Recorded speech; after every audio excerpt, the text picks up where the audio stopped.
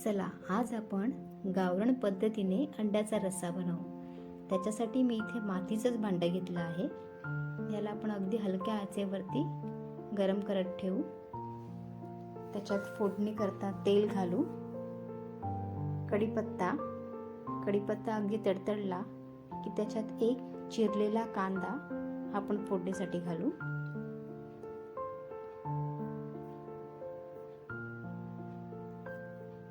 हे वाटण घालून घेऊ। हे वाटण मी आधीच रेडी ठेवलेलं आहे। त्याच्यात सुकं खोबरं, कांदा, आलं, लसूण, कोथिंबीर, मिरची, 4 लवंग, काळी मिरी, 1 टोमॅटो असं घेतलेलं आहे। हे छान परतून घेऊ आपण। त्याला एकजीव करू। याच्यात चवीनुसार तिखट घालू आपण।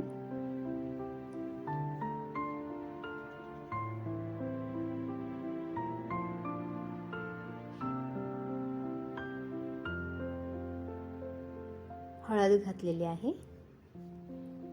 ह्याला छान परतून घेऊ, म्हणजे अगदी तेल सुटेपर्यंत परतून घ्यायचं। ह्याच्यात मी गरम पाणी ओतलेलं आहे, म्हणजे त्याच्याने काय होतं, चांगलं टेक्स्चर येतं करीला। ह्याच्यात अंडी उकडवलेली घातलेली आहे।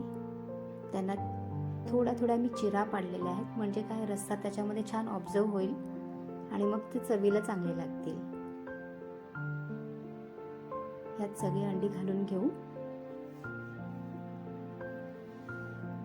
याच्यावरती छान अशी कोथिंबीर, हवी तेवढी कोथिंबीर मस्तपैकी आपण घालू आणि ह्याला अगदी आपण आता 2 ते 3 मिनिटं फक्त उकळी येईपर्यंतच ठेवायचं आहे। ह्याला झाकण घालून आपण ठेवू आता।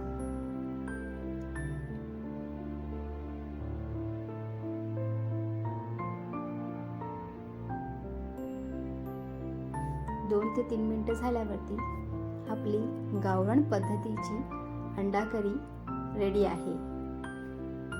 मातीच्या भांड्यात बनवलेली, त्याच्यामुळे अगदी त्याला सुगंध आणि टेक्स्चर खूप छान येतं। चला मग बनवून बघा।